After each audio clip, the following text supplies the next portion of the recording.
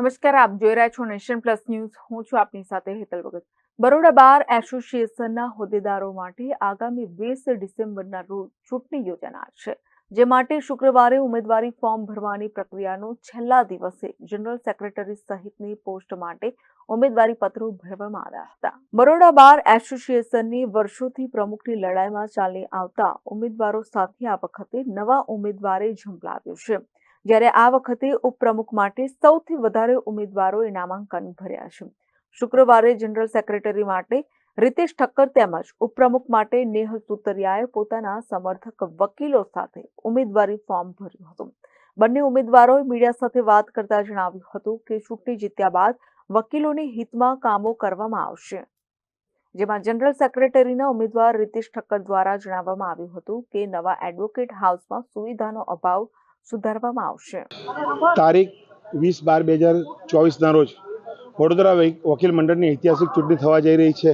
એમાં દર વર્ષની જેમ આ વર્ષે પણ હું વડોદરા વકીલ મંડળની ચૂંટણીમાં જનરલ સેક્રેટરીના પદ માટે મારી ઉમેદવારી નોંધાવી છે. છેલ્લા 2011ની સાલથી 2008ની સાલથી હું વકીલાત કરું છું.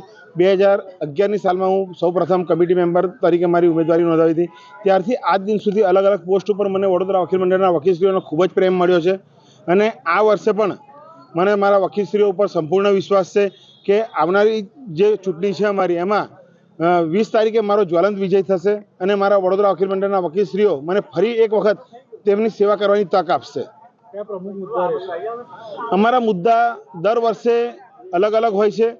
એમાં આ વર્ષે પણ અમારી જે સંપૂર્ણ અમારી જે વકીલશ્રીઓની નવા એડવોકેટ હાઉસમાં બેઠક વ્યવસ્થા છે એ અમારો મહત્વનો મુદ્દો છે કે કઈ રીતે અમે વકીલોને એમાં સમાવીએ અને કેવી પ્રાયોરિટીમાં એમને ટેબલ ફાળવણી કરીએ. ઉપપ્રમુખના ઉમેદવાર નેહલ સુતરિયા દ્વારા જણાવવામાં આવ્યું હતું કે પાર્કિંગમાં પડતી અગવડતાને દૂર કરવામાં આવશે.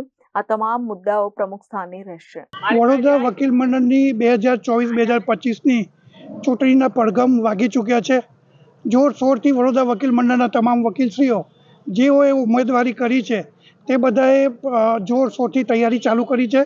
મેં પોતે દર વખતની જેમ આ વખતે મારું નામાંકન ભરવા માટે મેં પ્રમુખ પદે ઉમેદવારી કરી છે. મારા વાલા તમામ સિનિયર એડવોકેટશ્રીઓ જેઓને મારે નતમસ્તક કોટી કોટી વંદન છે. મારા જુનિયર વાલા મારા વકીલ મિત્રો તથા મારા બહેનોને તમામને મારા વંદન છે. અને હું તેઓને જણાવવા માગું છું કે ફરી એક વખત મને ઉપપ્રમુખ પદની ઉમેદવારીમાં ચૂંટીને લાવે તેવી મારી નમ્ર વિનંતી છે. મારા આ વખતના ચૂંટણી લડવા પાછળના ઘણા બધા મુદ્દા છે. કેટલા વખતથી જ્યારથી નવી કોર્ટ સંકુલ બની છે, કેન્દ્ર સરકાર દ્વારા ખૂબ જ સરસ કોર્ટ બનાવવામાં આવી છે, પરંતુ કંઈક ને કંઈક અંશે વકીલશ્રીઓનું જેમ દિન પ્રતિદિન વધતા જતા વકીલશ્રીઓના કારણે કેન્દ્ર સરકારે ફરી ગ્રાન્ટ ફાળવીને એક નવું કોર્ટ સંકુલ બનાવ્યું છે. તેની બેઠક વ્યવસ્થા તત્વરે થવા જઈ રહી છે. હવે એનું ઉદ્ઘાટન સાથે તેઓની બેઠક વ્યવસ્થાની પ્રશ્ન આવે તેમ છે. તે પ્રશ્ન સોલ્વ કરવાનો છે. પાર્કિંગ વ્યવસ્થામાં જે તકલીફ પડી રહી છે તે પ્રશ્ન સોલ્વ કરવાનો છે. અહીંયા વાહન વ્યવસ્થાનો વ્યવહાર જે એટલો બધો વધી ગયો છે તે વ્યાપ અલગ અલગ પક્ષકારોને અલગ અલગ જગ્યા ફાળવવામાં આવે તે પ્રમાણે તેનો પણ એક ઉકેલ લાવવા માંગીએ છીએ. તથા અમુક સચોટ પ્રશ્ન બાર અને બેન્ચ વચ્ચેનો નાનો પ્રશ્નો છે તેનો બી હલ લાવવાનો છે. તેના સિવાય બધા ઘણા પ્રશ્નો છે જે હલ કરવા માટે ફરી એક વખત મેં ઉમેદવારી કરી છે.